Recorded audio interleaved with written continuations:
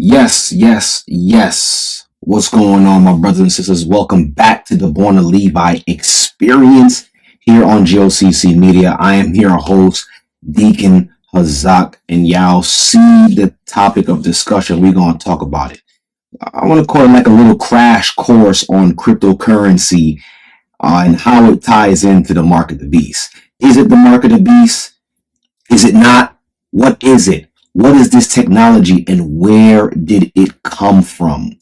So we're going to talk about it tonight. We're going to definitely give you guys some insight, especially for those who are a little bit older, who don't really know too much about it, or even if you're young and you don't really know too much about it. This is the place and this is the time right now where we're going to get into it. So if you are new to this channel, brothers and sisters, please subscribe. Right. And if you haven't subscribed already, please do so. Hit the bell for notifications. So when we're on, because I've been getting some information from you guys that you guys are not getting notified when I come on or when a video drops. So you must hit that bell. Hit the bell. Let them know that you want to be notified. Right. So with that being said, we're going to get right into it, man. I hope you guys are having a great week. And I do apologize for the last video that I dropped last week when I was going in and out between screens. I was getting text messages after text messages like, yo, your volume is low. The volume is low. I see that now. I didn't know that until the recording dropped. So, I fixed it and we should be better this week. Right. So we're going to get right into it. The start of the so-called pagan year 2025, starting in January, started with the inauguration of Donald Trump. Right, we've been hearing a lot of FUD out there when it comes to the tariffs. Matter of fact, let me put it on the screen for y'all. Put that on the screen for y'all as well. The tariffs, right? That's been a big thing about his campaign was trying to make America great again, right? Not just make America great again, cutting the federal taxes. Well, I'm not too sure if they're going to really do that, but going into the taxes, going into the government spending and hiring your boy Elon Musk for the Department of Doge, the Department of the Department of Government Efficiency, right? Tracking the government spending. There's been a whole big thing about that. But this past week, April 4th, Trump announced a 10% baseline tariffs on imports from many countries are now in effect. And a lot of people right now across the world is protesting this thing. But a lot of people don't even realize or don't even know what it's about. Is it a good thing? Is it a bad thing? Whatever it is, I do believe and I do understand that it's only what's called a smoke and mirror type of thing, right? Look over here, and while we're doing something over here, and while they're doing something over there, we actually get the bad part of the stick, whatever the case is, or the wrong end of the stick. Wanted to show this, but look, he even came up with a chart with what's called reciprocal tariffs. So basically, if they want to tax us, or they basically do other countries that tax the U.S.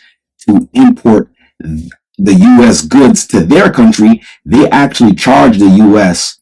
a fee, what's called a tariff or a tax, to have U.S. products sold in their country. And guess what? The U.S. for a long time really haven't been charging these foreign countries to sell goods here in the U.S. And now everybody's crying, everybody's up in arms, whatever the case is. So, in essence, what it's supposed to do, it's actually supposed to make, I guess, the country, I'm sorry, you turn this off. It's supposed to make the country, better as far as economically. Whereas before, the U.S. was not benefiting from anything that these other countries was doing. Like basically, they were sucking this country dry, which we spoke about in previous videos. and they're going to continue to do so. Like I believe, according to scripture, that we're living at the tail end of this empire. So it's only right, according to the scriptures, for them to, use this place for what it is, a cash cow. That's what it was created for. You know what I'm saying? So in essence, the tariffs is supposed to bring back wealth to the country, right? And it's actually forcing other countries to actually build plants, like manufacturing plants here, so that way they can avoid the tariffs or avoid the tax. Honda, which is a foreign car, has already started building a plant here in the US. So is it working? Is it not working? Only time will tell, right? What we see right now in the stock market, though, for those who keep up with stocks, who keep up with the finances, is that right now the United States is heading into a recession, and everything is going to make sense of what I'm going to bring forth. The U.S. is actually in a recession, or heading into a recession, because the stock market is actually plummeting. It's actually going down. But a lot of people don't even understand that this is part of Donald Trump's plan. His plan is to basically force the Federal Reserve to lower the interest rates. And speaking of the Federal Reserve, we're going to also talk about them too, and how they play a part in the cryptocurrencies, or what's called the mark of the beast. And we're going to talk about that pretty soon. But it's strategic, right? And it's you could say it's a genius plan. But is it going to work? Only time's going to tell. And like I said, to begin this, that this is just a smoke and mirrors thing. Because I'm gonna read this here. I'll share the screen with you guys. Give me 1 second. I'll share the screen with you guys, so you can see that what it tells you here in 2 Esdras 16 verse 21. It says, "Behold, victuals shall be so good cheap upon earth, that they shall think themselves to be in good case. And even then shall evils grow upon earth, sword, famine, and great confusion." So we see here the scriptures already is telling us, right? The scriptures already telling us that. The scriptures already telling us that even though they're trying to so-called make America great again, by making the cost of living affordable for everybody, trying to crash the markets, to force the hand of the Fed to lower interest rates, scripture tells us that even though we start seeing those things, people are going to think that we're in good case. But nah, it's just a smoke and mirrors thing. While they're giving us that, the destruction or the fall of this place is already at work. It's already happening. But prior to that, we understand, according to scripture, that something else needs to be instituted before the fall of this place anyways. But the thing is, it's not going to just be instituted in this place called America. It's going to be instituted worldwide. And I feel like there's so much information on this particular topic that I can make this like a 2-part series thing, but I'm going to try to put as much information in this video, and hopefully everybody can handle all of the information I'm going to bring forth.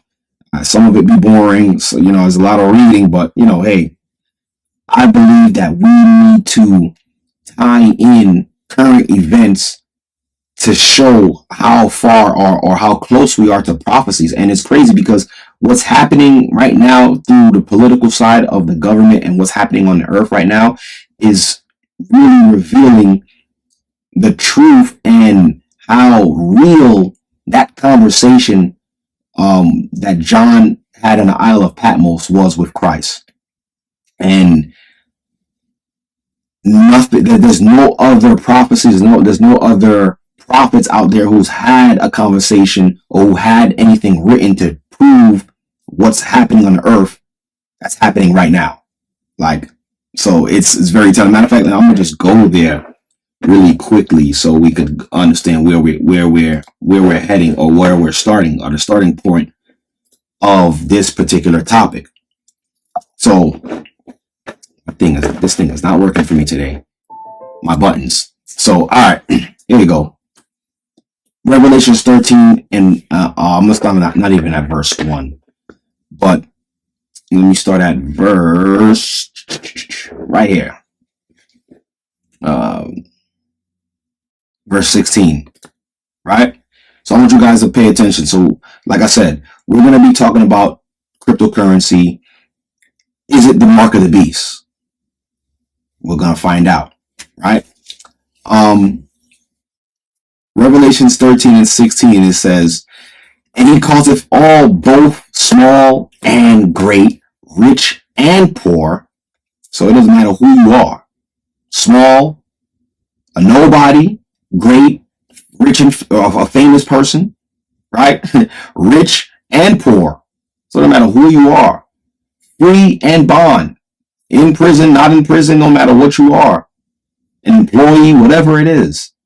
To receive a mark in their right hand or in their foreheads. So now, this is the information that was given to John on the Isle of Patmos, right? Let me read verse 17. Verse 17 also says, and that no man might buy or sell, save he that had the mark or the name of the beast or the number of his name. So now we understand. So we're gonna focus on these two scriptures right here. So there's going to be a mark that's going to be given to people that will be able to allow people to buy and sell. And how Elder brings it forth, and he brought this out some time ago concerning this so-called mark. So now, if you look, let me pull this up here in the Greek. Let me do this real quick. No, not here. I'm sorry. Let me pull it up here. Let me pull it up here. Okay. I need to get the Strongs. So when you pull it up in the Strongs, though, for the word mark, we're looking at this word right here, right? To receive a mark. I need you guys to stick with me now.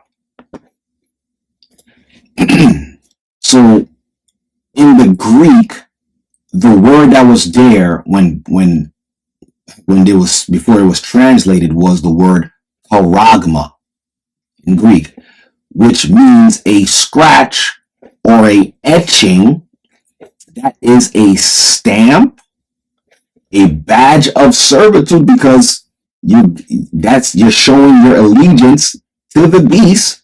It's a badge of servitude, right? It says a sculpture, fixture, or statue, whatever it says, and it says graven, a mark. Let's go down. Well, it gives you more. You see, of the mark stamp on the forehead on the right hand of a badge of the followers of the Antichrist. So you know that's modern Christian rhetoric, right? The Antichrist. The Antichrist. Who's the Antichrist? The Antichrist is not just one man. Okay, it's your whole government system. The whole government system is Antichrist. If you don't believe in Christ, you are Antichrist. That's basically what it is. But we're looking at this word right here, a scratch or a etching, right? A mark. So we understand it to be a physical prick in the skin,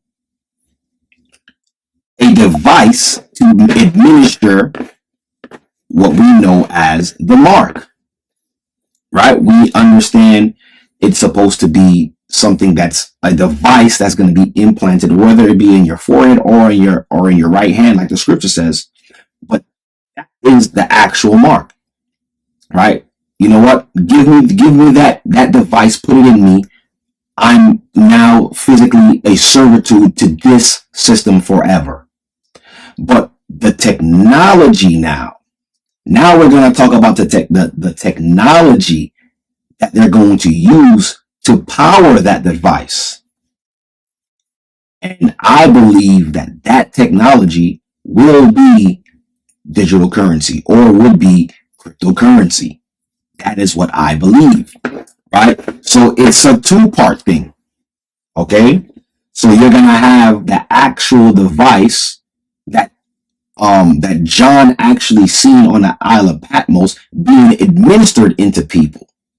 Right now, this whole talk about cryptocurrency and digital currency, right? This is the technology that will be used for the mark. This is what I believe in. And let's go through it. Let's go through the history of it. Let's go through the talks about it so we can understand, is this really the mark of the beast? Will this be the mark of the beast? Which cryptocurrency will be the mark of the beast? But we got to start from the origin, the grandfather of cryptocurrencies. And we're going to talk about it, which is Bitcoin. We're going to talk about that really quickly. But let me go here. I hope y'all sticking with me. All right? I hope y'all sticking with me. Let me show y'all this. And what's crazy is the word crypto, I actually went into the definition of it, right? To understand where did, because everything has an origin. The word crypto didn't just come out of nowhere, right? So I'm going to go into the definition. Matter of fact, I'm not even going to go into the actual I'm going to go into the etymology, the origin of the word. Look, let me show you guys. Is this working yet? No, it's not working still. I'm sorry, because none of my hotkeys is working and it's driving me crazy. But anyways, I'll just do it the old-fashioned way. I'll just click buttons. So I'm using my trusty tool right here,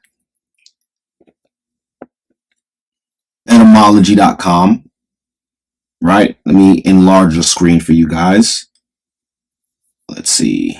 Are you gonna work for me, or is the battery dead? Okay. All right. So look, I'll just read it on the screen so you guys can see. This is a trusty tool that I like to use to go into the etymology, excuse me, of words. So now, look at this for the word crypto, and we understand the full term is cryptocurrency, but the word crypto itself has an origin. How many of you guys that's watching right now actually knew that? Right? So now it says, before vowels, crypt, it says word forming element meaning secret. See that word right here? See, word forming element meaning secret. And it's crazy. So now, all right, let me keep reading before I start breaking stuff down. So secret or hidden. That's what the word crypto actually means. Not evident or obvious. It's not obvious. Basically, it's hidden. It's hidden right in plain sight. Here it is, John was given a revelation on the Isle of Patmos of something that will replace a form of payment system. And here it is, we're hearing about cryptocurrencies, and the word itself means secret, hidden, evident. I mean, not evident or obvious. Use in forming English words at least since 1760, right? Crypto. It says from Latinized, a Latinized form of a Greek, cryptos with a K, hidden, concealed, secret. So when we put it together, can we say secret money or secret currency, hidden currency? You know what I'm saying? Like, just putting words together here. Right, in the Greek. So what else we got here? That's it on that. But the main definition for crypto is secret or hidden. Now keep that in mind, right? The word crypto is secret. It means crypto. Sorry, it means secret or hidden, right? That's what it means. As my hotkeys is not working. Okay. All right. Look. Now, let's do this. Now, matter of fact, let me see. I'll just do this.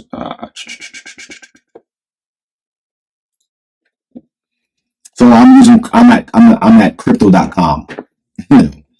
Right? And the topic is, why was Bitcoin created?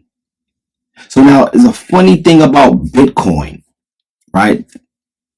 Bitcoin. This was one of the first cryptocurrencies to come out back in 2008. I'm going to read it. It says key takeaways. The concept of Bitcoin first emerged in 2008 during an ongoing financial crisis. So we already know in 2008 what happened in 2008. The housing market crash, the stock market actually crashed, right? So this whole Bitcoin thing started springing up around this time, 2008.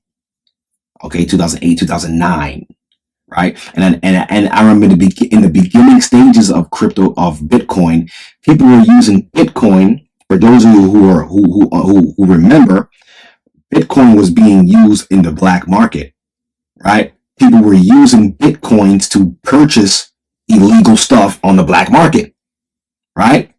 But this is very I need y'all to pay attention, because it's very interesting. Because when you try to find out who created this thing, we're going to talk about that too. That's even a mystery. But look, let me continue. It says the concept of Bitcoin first emerged in 2008 during an ongoing financial crisis.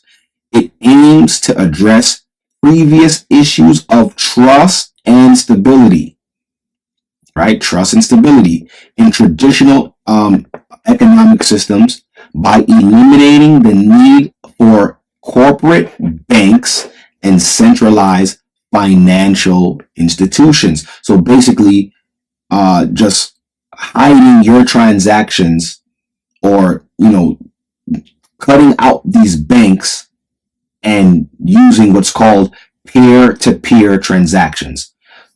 To make you understand what that means as of right now, when you Zelle somebody money, that's considered peer-to-peer transaction. When you Cash App somebody or use Venmo, that's considered peer-to-peer technology. Straight from my bank account, straight to your bank account.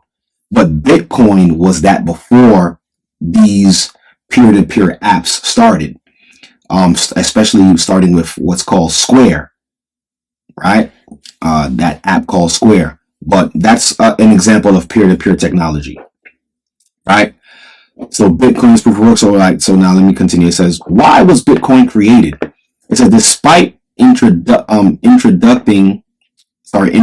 something genuinely groundbreaking to the world, Bitcoin's creator or creators, because like I said, it's a mystery. They don't know who created it. They don't know if it was one man, if it was many people. This is weird. Just follow me.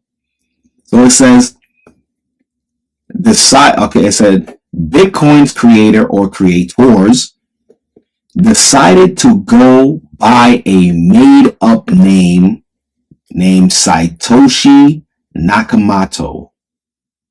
This was supposedly the man who created the Bitcoin, or the persons. It says in the mid-2000s, a computer programmer or a group of people posted regularly in cryptograph. So cryptograph is also known as hidden messages. Matter of fact, let me go back to the etymology to show you how I know that. Let's scroll down. So see, cryptogram, a message or writing in secret characters or code. Okay? Cryptology, secret or occult language, and the word occult just means hidden. So it was a hidden language, it's a secret language that they use to create the code for Bitcoin.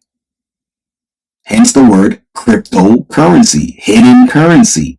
It's hidden from the public. It's hidden from institutions. It's hidden. Right?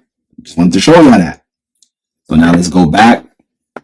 Let's go back to crypto.com. All right, here it goes. Stick with me, y'all. It says, computer programmers or a group of people posted regularly in cryptograph forums under that moniker monacar or monkeyer, I should say. I don't even know if that's even the right word. Becoming known for their posts about cryptograph and security. They exhibited frustration at how online transactions worked and concerned about pressing issues in the global economy. So now let's look at the word right here, the global economy. So now this is being spoken. So they're speaking about the global economy as a whole, basically wanting to change the financial system. And we just read in Revelation 13 that no man will be able to buy or sell, rich, poor, free, bond, okay, will be able to buy or sell. So they were speaking about their frustrations of the global economy, right? Nakamoto felt that an alternative could help people, right, preserve control over their money in the digital age. Considering the simplicity of person-to-person cash transaction, Nakamoto sought something similar for the internet. And once that was created, hence the transactions on the black market, right? So they wanted a way to stop these institutions from being able to spy on their purchases and wanted to make anonymous purchases, right? So now keep in mind, it said it was a group of people, or it could have been one person. So I went further to show, or to go, and I found the white papers for Bitcoin. So the white papers is basically, it speaks about the information to why it was created, who created it. So now this was the white papers on Bitcoin. So Bitcoin, a peer-to-peer electronic cash system. And this is the pseudonym for the person who created Bitcoin. There's only one man here, right? Satoshi Nakamoto, right? So it says abstractly, so this is what it's about. So for years, this is the man that's been coined, or the name that's been used to say this is the person or entity that created the Bitcoin. So it says abstractly, right? Let me get this out of the way. I'm sorry.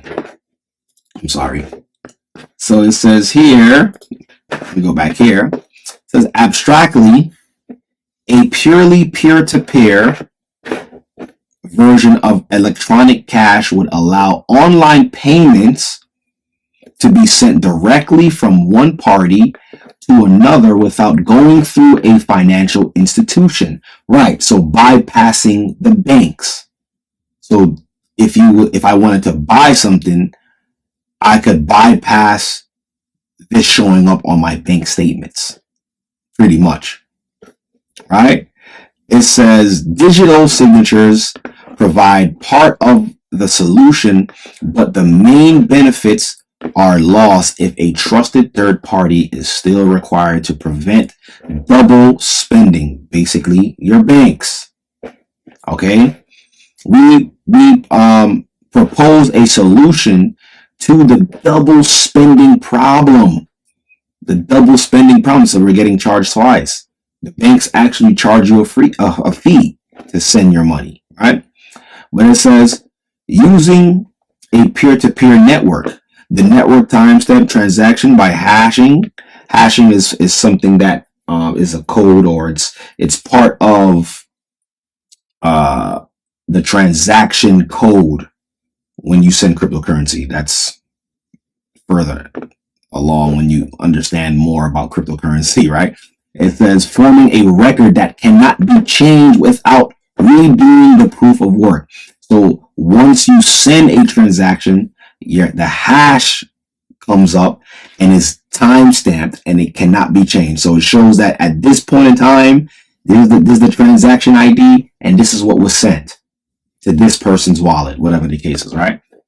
So here's the white papers. So it gives the introduction, right? And very interesting stuff. It's 9 pages long. So this was the first white papers for any cryptocurrency that was ever created. And I'm gonna play an interesting video. Matter of fact, I gotta play this video too, because mind you, we just learned that the person's name who created the Bitcoin, his name is Satoshi Nakamoto, right? And now no one knows who this man is. Hold on, let me do this real quick. This is crazy. And brothers and sisters, if you liking the information that you're hearing right now, please hit that like button. Hit the like button, right? Because we got to get to the bottom of this, right? We definitely got to get to the bottom of this. Let me go here. I want to make the screen bigger. Hold on. Let me do this. Okay, zoom in. There it goes. All right, there it goes. Let me put this on the screen. And this video is on Instagram. This is the only place I could have found this video. So let me do this here. Hey, make this bigger. All right. So let me play this video. So Satoshi Nakamoto goes public and denies he's Bitcoin's founder. And this video was actually 16 years ago, brothers and sisters. 16 years ago, this man, he is Satoshi Nakamoto. Keep that in mind. He's Satoshi Nakamoto. But he has vanished from the face of the earth. Like no one even knows where he is. That's how strange the story is. But we're going to put 2 and 2 together and we're going to see who really created this Bitcoin thing. Let me refresh this page real quick. But the main reason I'm here is to clear my name that I have nothing to do with Bitcoin, nothing to do with developing. He said he's here to clear his name, right? To say that he has nothing to do with Bitcoin.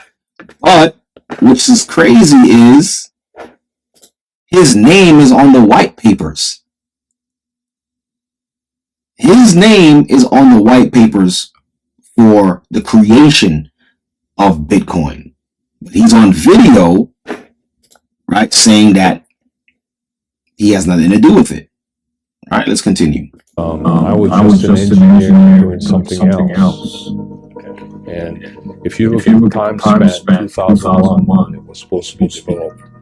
I wasn't there. I was working for the government through contract company. He said in 2001, where it's claiming it was created now, but it was actually created in 2008.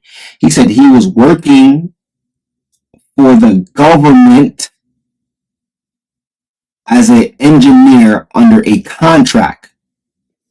I'll play it again. That's not me. I never communicated with Bitcoins.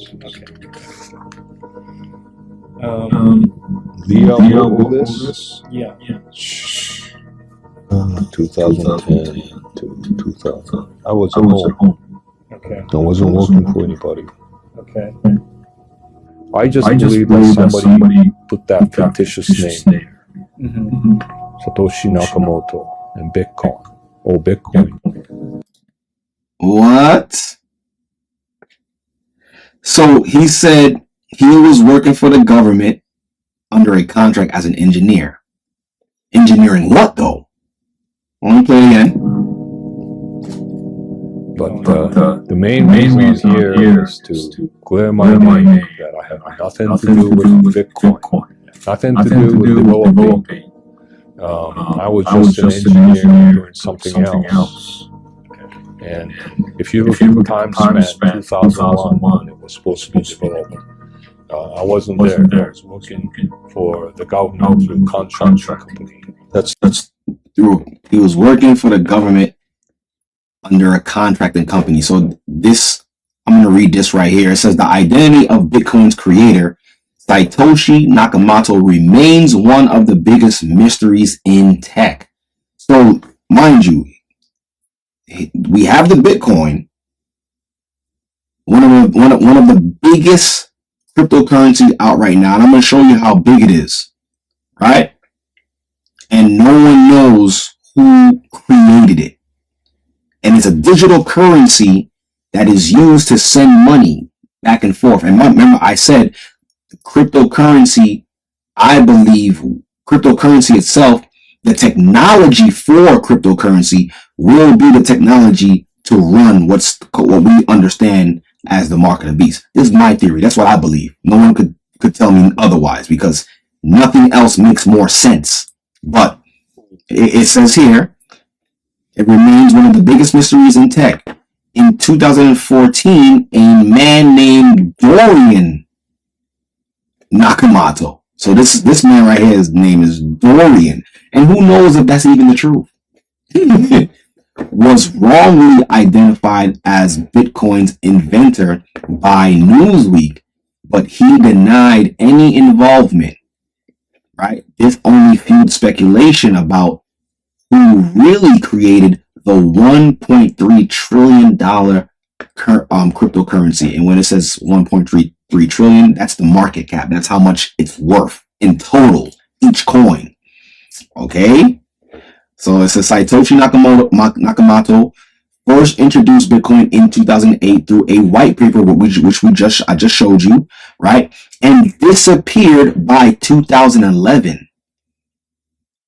Despite countless investigations, no one has definitively proven his or her or their identity. Even billionaires like Elon Musk and computer scientist Nick Szabo have been linked to the mystery. So no one really knows who actually created the Bitcoin, which is strange. And let me do this as well too. Hold on, I gotta show y'all this. Let me go here.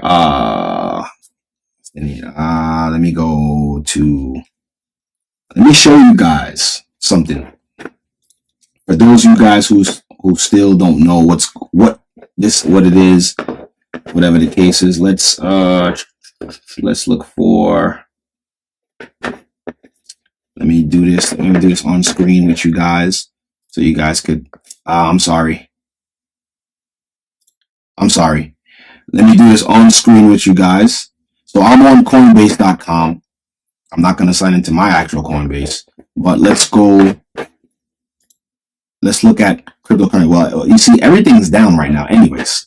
Yeah, the market is taking a toll. So look at this, brothers and sisters. I want y'all to see. Matter of fact, let me go to all-time highs. So this thing was created in 2008, right? But this is when it actually started gaining momentum in 2013. But at one point, brothers and sisters, for one Bitcoin, you would have to pay at one point at its high $109,000 for one Bitcoin. That's how much money it was worth in January, right before the inauguration. It was worth $109,000. Now it's down, because the market is down. It's down to $75,000 per coin. So now for a cryptocurrency with this much value, no one knows who created it. Look at the market. Let me do this. Look at the market cap. Let me Came in too close. Right? Look at the market cap. Right? $1.5 trillion. That's how much money is in this particular cryptocurrency. Okay? And there's only it says supposedly there's only 19 million Bitcoins. That's the total supply. Right? But one coin, for those who don't know, to buy one is worth $75,000. So a coin or a currency that no one basically knows who created it is worth that much, and no one knows who created it. To me, it only points to one entity that could have created this thing. And I believe one of my theories is the government created it. That's what I believe, because after the Bitcoin, there's been a lot of other cryptocurrencies that hit the market, and we can show you the founders, the creators of those particular coins. But Bitcoin right now, which is the most popular of the coins as of right now, and worth the most, no one knows who created it. I believe, this is my theory now, that the government actually created this coin as a test, like they do everything. Let us not forget what happened 5 years ago during 2020, during the pandemic. I believe that was one of the biggest tests for mankind.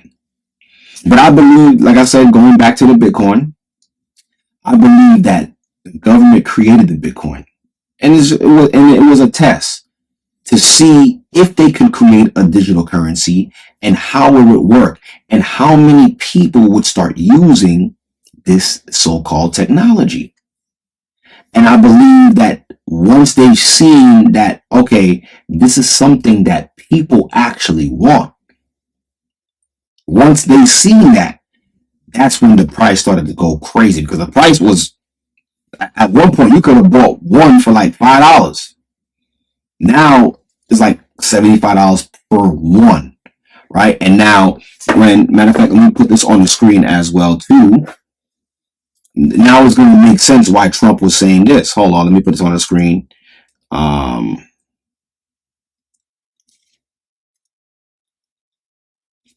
right. When Trump was saying this, let me put this on the screen so you guys could see it as well too. Right? I didn't plug this in, but let's go here. Let's read this one. Back in March 19th, Trump's crypto plan is neither strategic nor a reserve. So let me do this. It says, President Donald Trump's plan for a strategic crypto reserve would be funded by seized crypto assets along with future budget neutral acquisitions, the White House says. So what is the Trump's crypto reserve? So basically, the United States government will have a reserve. So if let's say a cryptocurrency has, I'm gonna just use a small number. Let's say a cryptocurrency has 500 coins as the max supply. What the United States, or what Trump wants for the United States, is that they hold majority of the value of that said coin. So that way they could be basically the superpower that controls majority of the cryptocurrency. Basically another way of them staying on top as a superpower. All right? So what Trump wants to do, Trump wants a strategic reserve of certain cryptocurrencies to get in front of any other country purchasing more cryptocurrencies than them. Because why? Right now, what's happening is, I'm going to show you. Let's talk about the Federal Reserve. And we've learned together that what? the United States get funded by the Federal Reserve. So the United States does not print its own money. The United States get its printed money from the Federal Reserve. The Federal Reserve is who controls the currency that the United States use. They don't only control the currency, they also control the interest rates. Right? So now Trump wants the United States to be to have a strategic crypto reserve. And mind you, the word strategic is in there. Because why? Strategizing against other nations to have the majority of the crypto. So now, why would America want to be the holders of majority of cryptocurrencies? Specific cryptocurrencies. And the specific cryptocurrencies that he's referring to are the ones that are promising to be the next CBDC, central bank digital currency. Right? I need y'all to pay attention. What is a CBDC? What is a central bank digital currency? We're going to find out right now. Right? So, right here, let me enlarge the screen again to make it easier for you guys to read. So it says frequently asked questions. What is a central bank digital currency? A central bank or a CBDC is a digital form of central bank money that is widely available to the general public.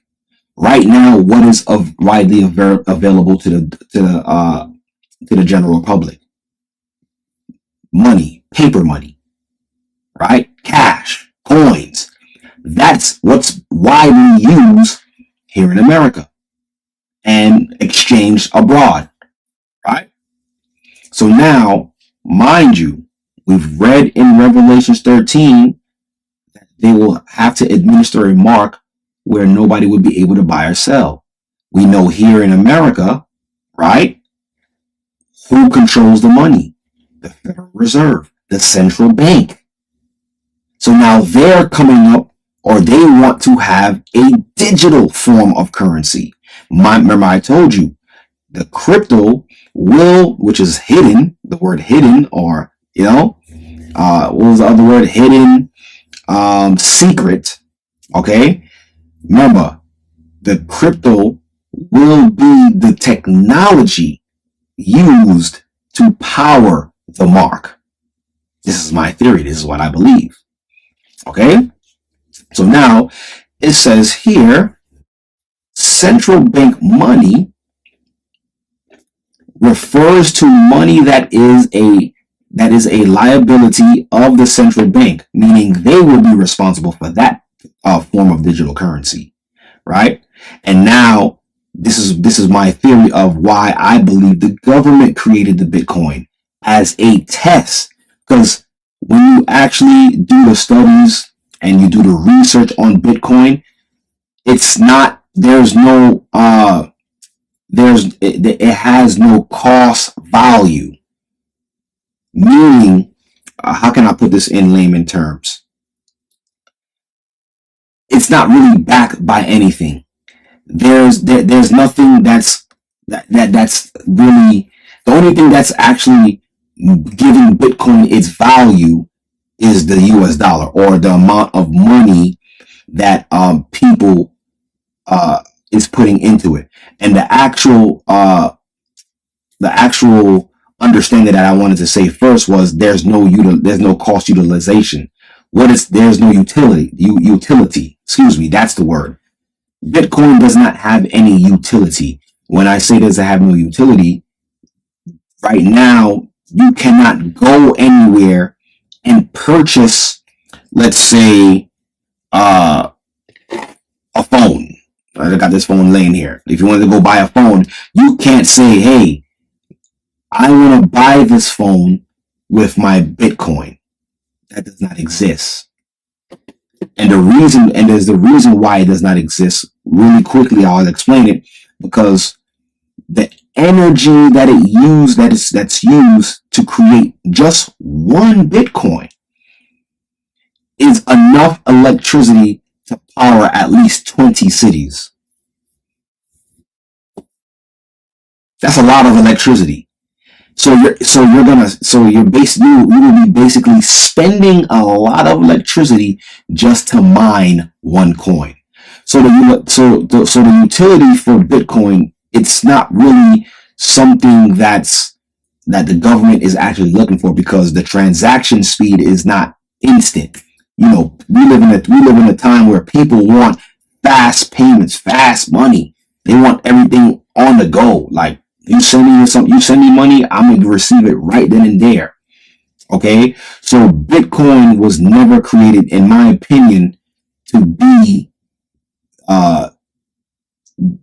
used as a CBDC, or in the future, the mark that will be coming. That's going to be using the currency, right? Bitcoin was never created for that. I believe Bitcoin was created as a test, just to test out the technology, to see how people gravitate to the technology, and see the potential of what it can do in the future. That's my theory, because I don't see why I have Bitcoin as an asset, because you cannot use it for anything. But there are other cryptocurrencies that has been created that has showed that is very promising, that it looks like may be used as the next CBDC for the central bank, which will in turn turn into what the scripture calls the mark of the beast. Right? I know it's a lot to understand for those who don't know what I'm talking about. Maybe watch this video 2 or 3 more times and you'll understand. So basically, the Federal Reserve. So this is the actual Federal Reserve website. I'm on their website, and they're talking about a CBDC, right? A central bank currency, right? It says physical currency. I'm right here. Hold on. Let me lock the screen in place so that way it doesn't move when I do that. All right. Where am I? Okay, here. I'm here. Physical currency issued by the Federal Reserve, and digital balances held by commercial banks at the Federal Reserve. Here, right here, look, listen to this. While Americans have long held money predominantly in digital form. Look, for example, in bank accounts, we've been using digital money for a very long time. If you have a bank account, you have digital money. You have digital currency. It's not a crypto, but it's a digital currency. So the technology for digital currency has already been at place, has been at work. We just haven't equated it to the system that will take over, or that will be given to mankind as a badge of servitude. Okay? So it says, for example, in bank accounts, payment apps, remember we discussed that, Cash App, PayPal, whatever the case is, or through online transactions, a CBDC would differ. So it would be different from, you see how they're telling you? A CBDC will be different from what's in your bank account. It says a CBDC would differ from existing digital money available to the general public, because a CBDC would be a liability of the Federal Reserve, not of a commercial bank. Right? And the axis: will a U.S. CBDC replace cash or paper currency? Let's listen to what they say.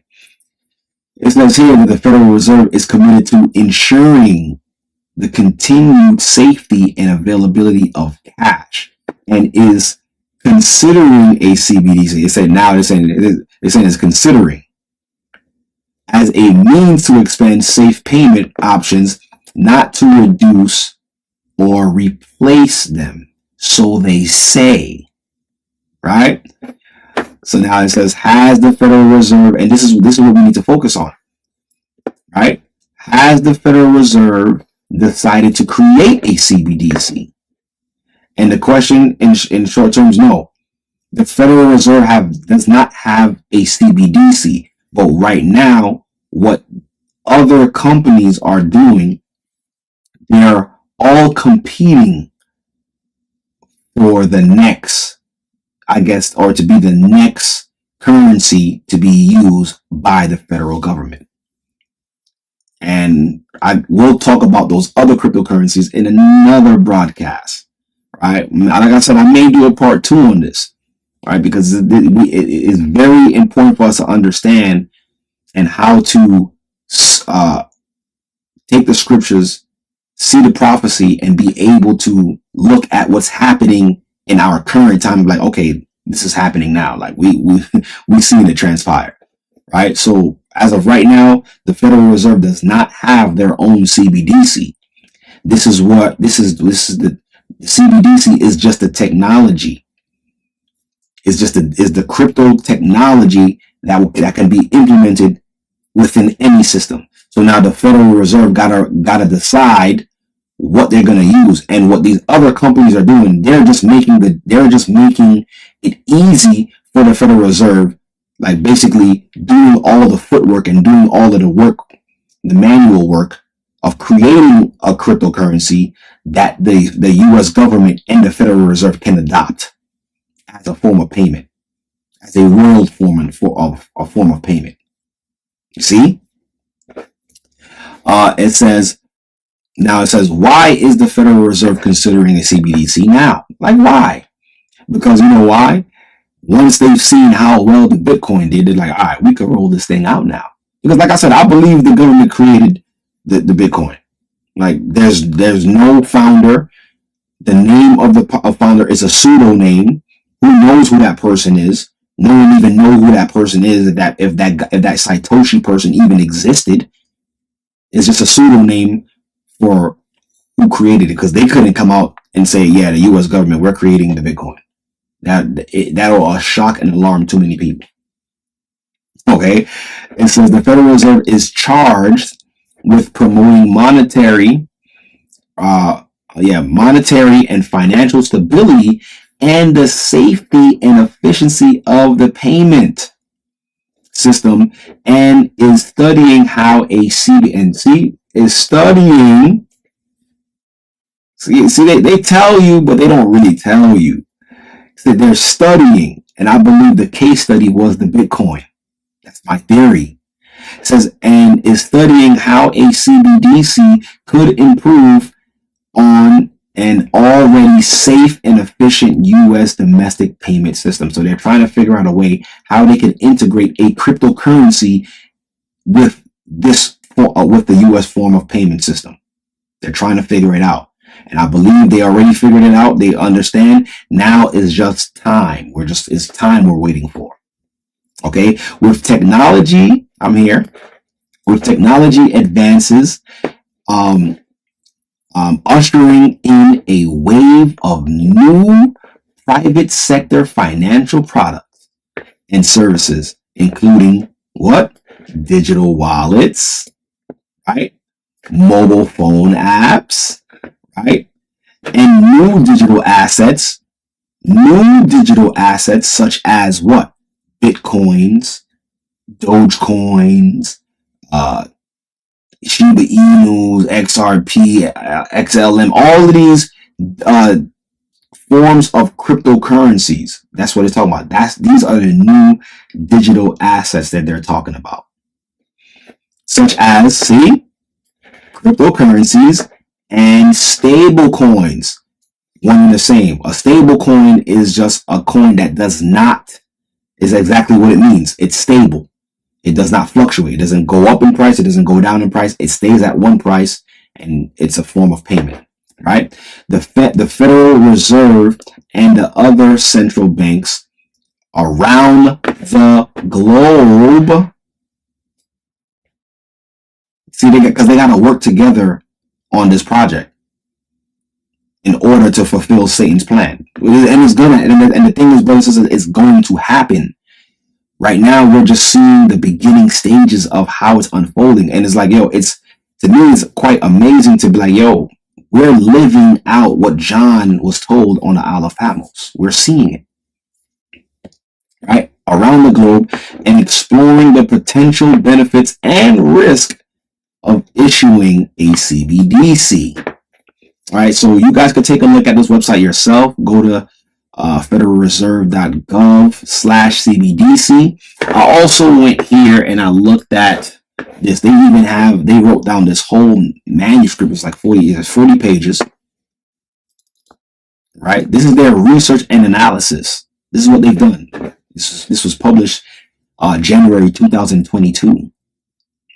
Okay? 2 years after the pandemic.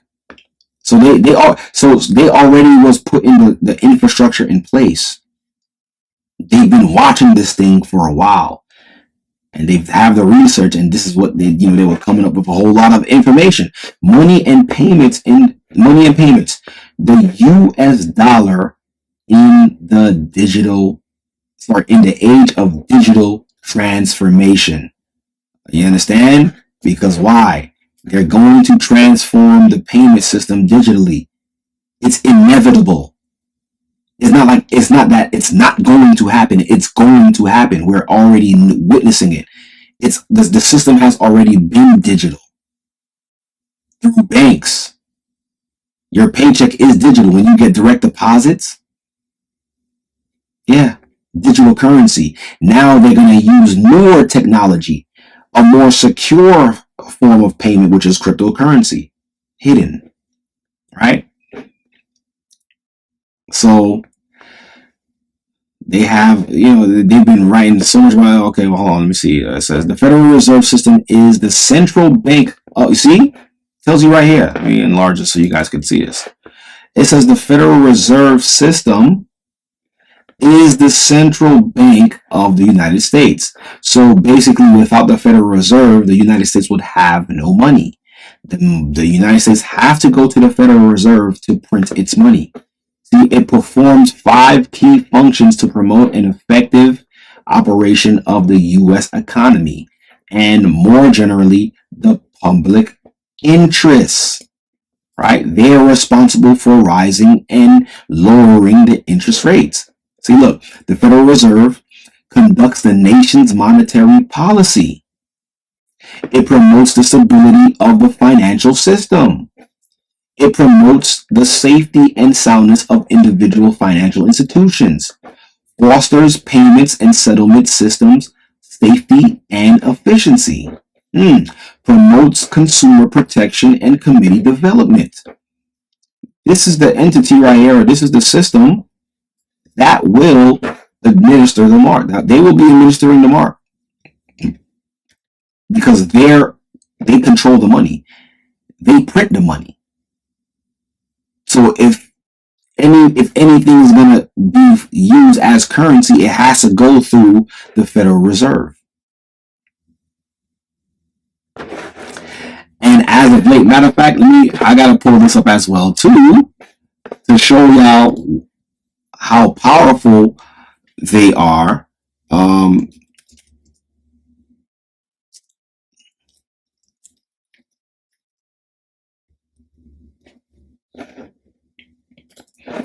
So the SEC, which is the Security and Exchange Commission, which is the stock market, they had a whole bunch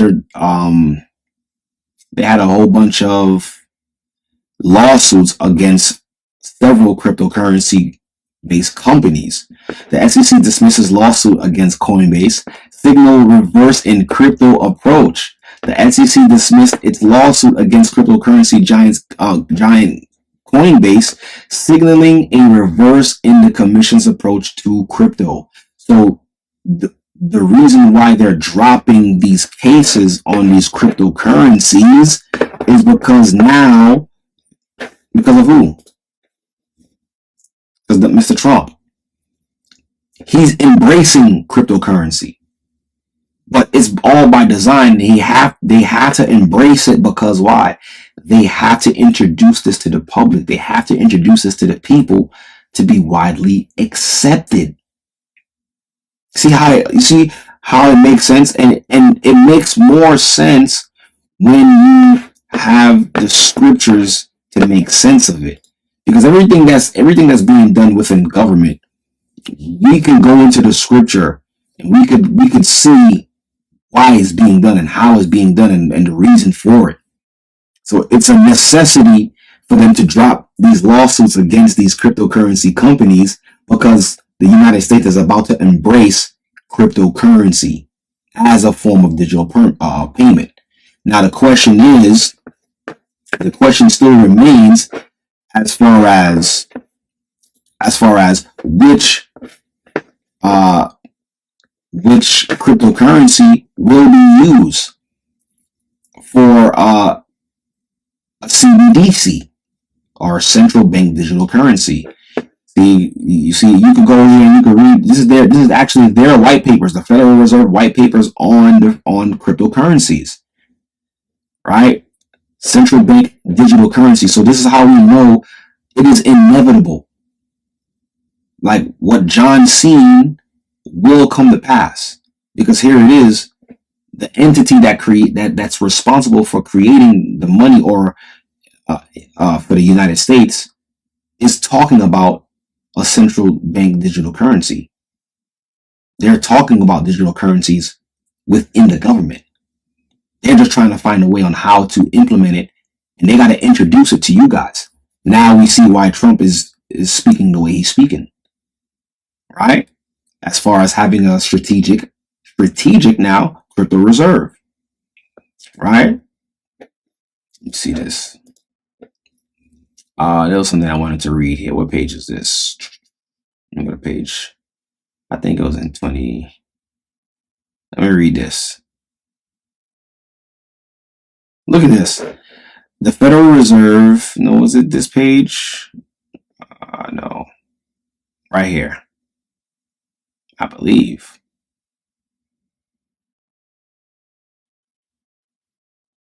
Let me read this. There was something that I had highlighted, but I don't see it anymore. Let me see. Maybe it's in this page. It was speaking about the pandemic. Let's see. Let me read this. It says the Federal Reserve works closely with other central banks and organizations to understand key issues related to CBDCs. And when they say they are working closely with other international organizations, that's other world central banks, the central banks in other countries, like the central bank in France, a central bank in Europe, or in in Britain, the central bank in South Africa, right? So all of these different countries have a central bank, but it's all being ran by one entity, right? The Fed, right? So now they're all coming together to speak about issues relating to CBDCs, because why? Remember, we read earlier in Revelations that this will be all men. Matter of fact, let me go back to that. Let me go back to that before I continue reading this. Just to show you guys. Let me go back to that. Let's go back to that. Where are we? Okay. Let's go back to that. Let me change this so it could be more readable. Okay. Look. And he causeth all, right? Both small and great, rich and poor, free and bond, to receive a mark in their right hand or in their foreheads, and that no man might buy or sell, save that he that had the mark, or the name of the beast, or the number of his name. So no one will be able to buy or sell moving forward lest they had the mark. Now, we are reading here that the Federal Reserve, which is here in the United States, works closely with other central banks and international organizations to understand key issues related to CBDCs and other payment innovations. So they have to work together with the other central banks of the other countries, because what John seen was that it wasn't just on one side of the earth. It was everywhere. The whole system, the one world government, and the one world government payment system. So they're working together to figure out how they're going to be able to use these CBDCs with new innovations that's coming up. The Federal Reserve collaborated with 6 other central banks and the Bank of International Settlements to produce a report in where? In October 2020. We remember 2020. Remember the whole world shut down? Don't y'all remember that? Could it be that while the world was shut down, they were meeting and discussing plans for the future? Especially currency? They already had the data and the research on how people even spend. They have the data and the research how people used money. They had the Bitcoin and it was a hit. So in October 2020, so read that again, it said the Federal Reserve collaborated with 6 other central banks and the Bank of International Settlements to produce a report in October 2020 on foundational principles for CBDC. So they was laying down the rules and the groundworks for the CBDC that they will eventually implement throughout the world. It says it has continued this work in 2021 with further analysis of policy options and practical implementation issues, like, working out the kinks. The Federal Reserve is also an active participant in work streams supporting the Financial Stability Board's roadmap for improving cross-border payments. So now what does that mean? Improving cross-border payments. That's basically having an official form of technology, right? That is cost effective, fast, and seamless. So now there's going to be a cryptocurrency that is created and that's already out that will be their target, that they will use that technology to power their CBDC, or in other words, the mark. See that? They need to improve. They're working on improving cross-border payments, because why?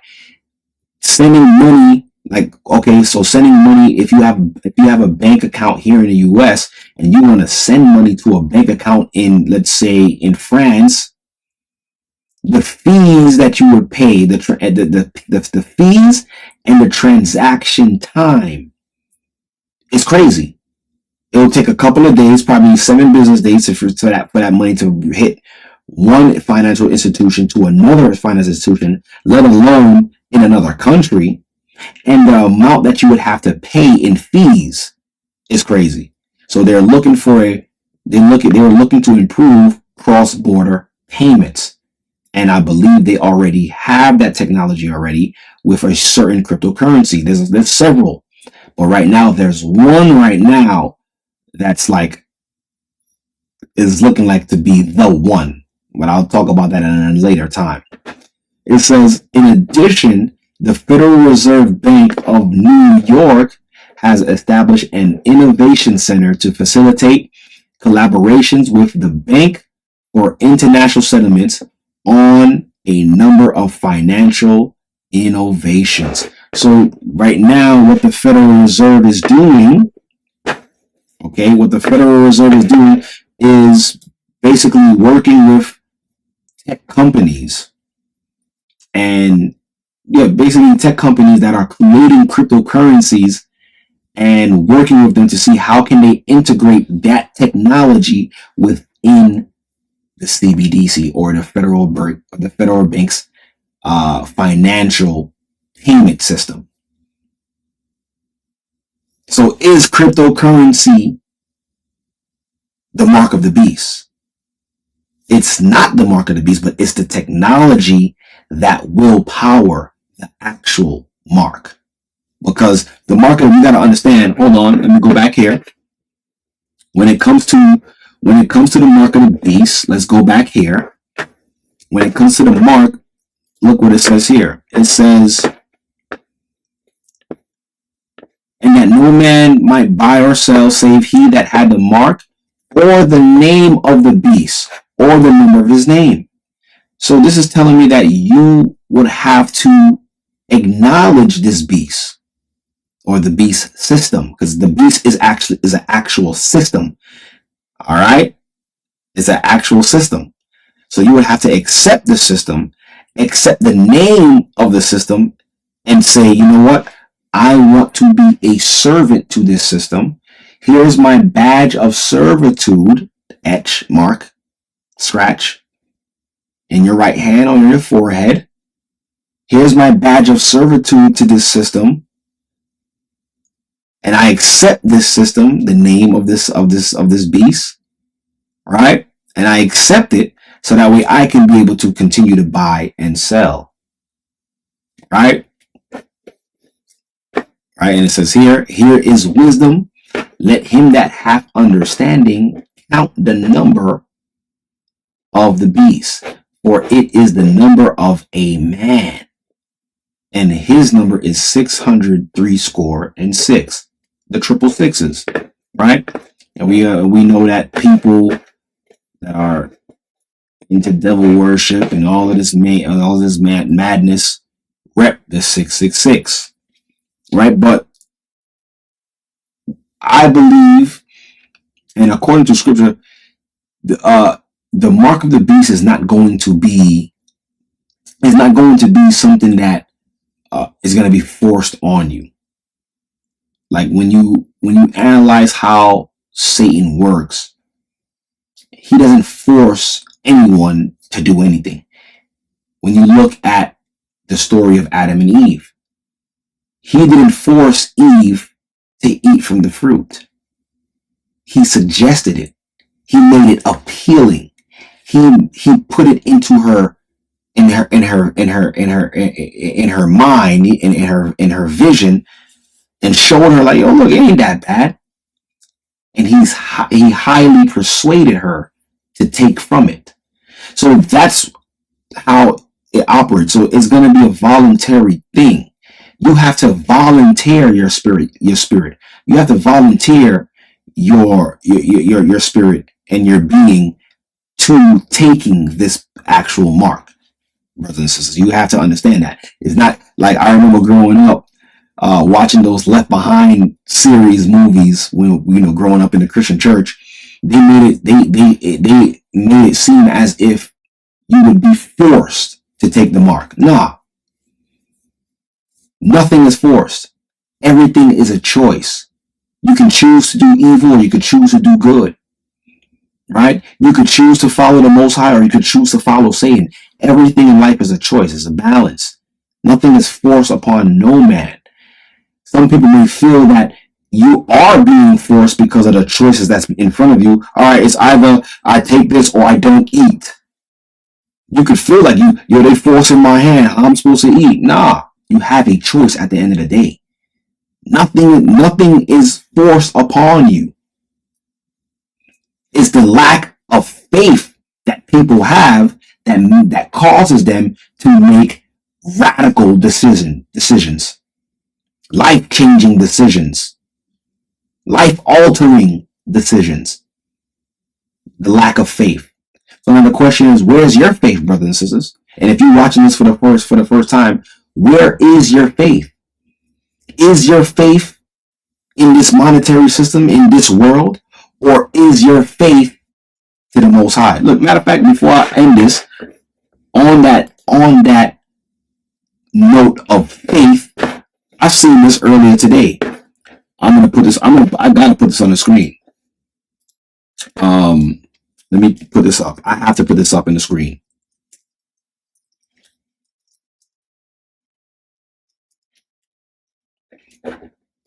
Right? Let me pull this up. I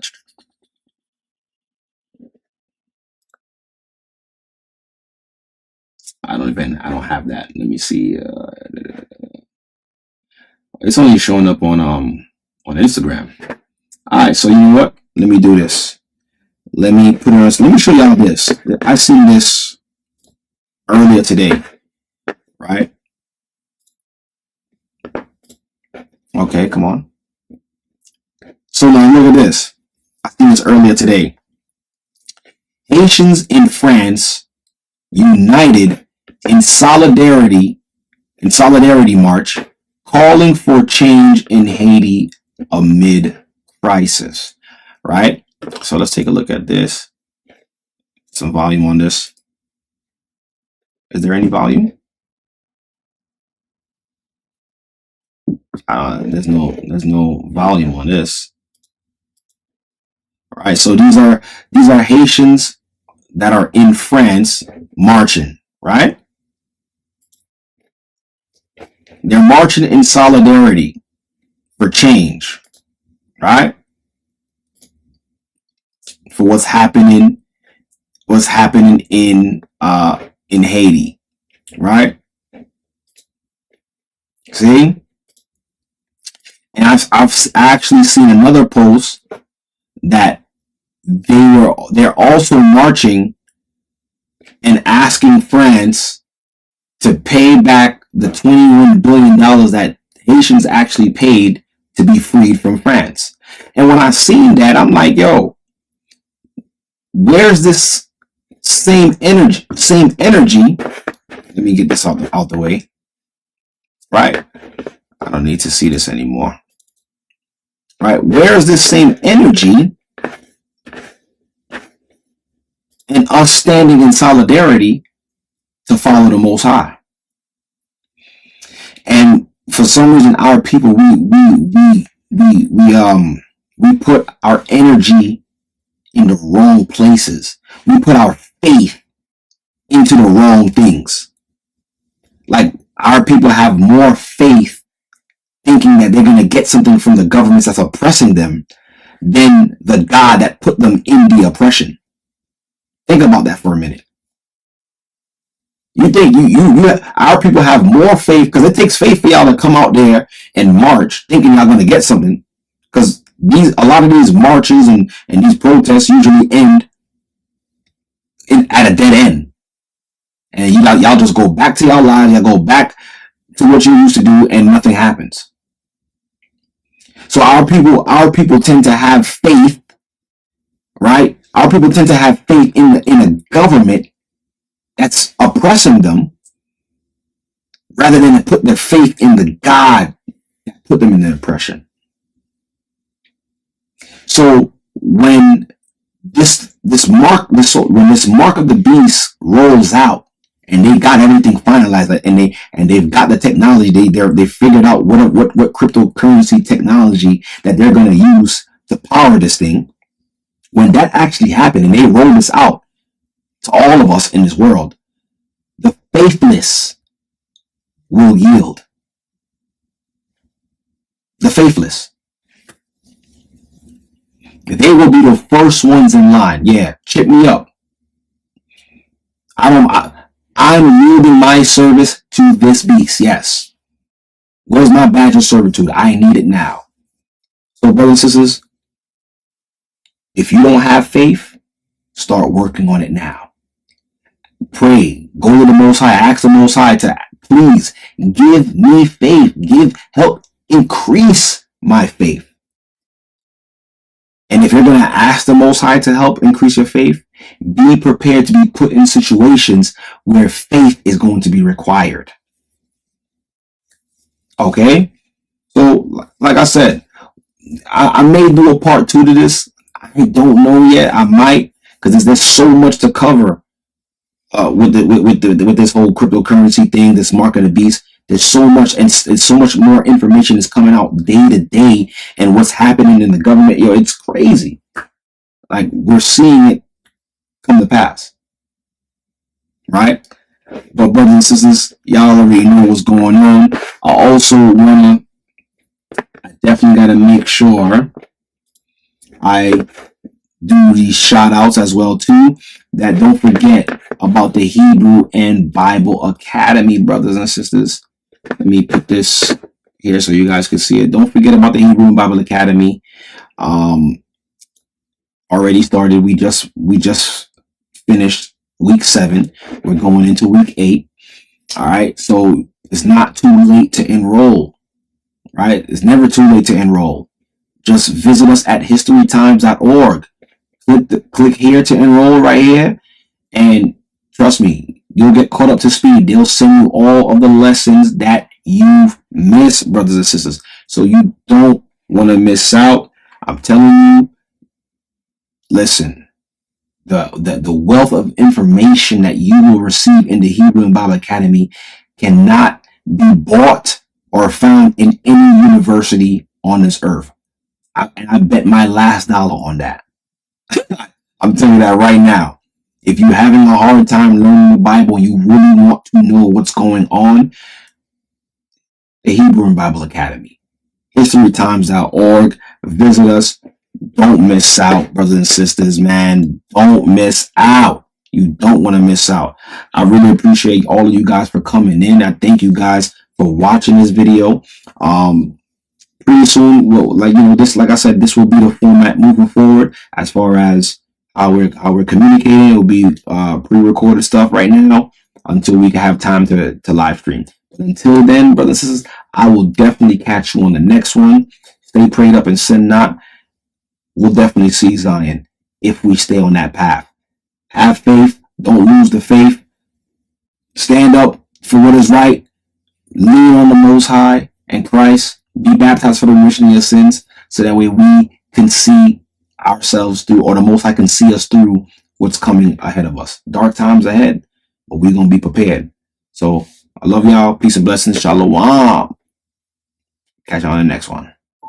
Are you tired of reading the Bible and not really understanding what it means? Yo, you know you're reading the book upside down? I need a teacher. I got the perfect solution for you. The Hebrew and Bible Academy got you all covered. There, you'll learn the original Hebrew language with Elder Lawyer, groundbreaking news from around the world with Elder Shapat, and all new up-to-date lessons, including ancient history with Elder Akar. Visit us at historytimes.org and enroll there. The Hebrew and Bible Academy. You're invited.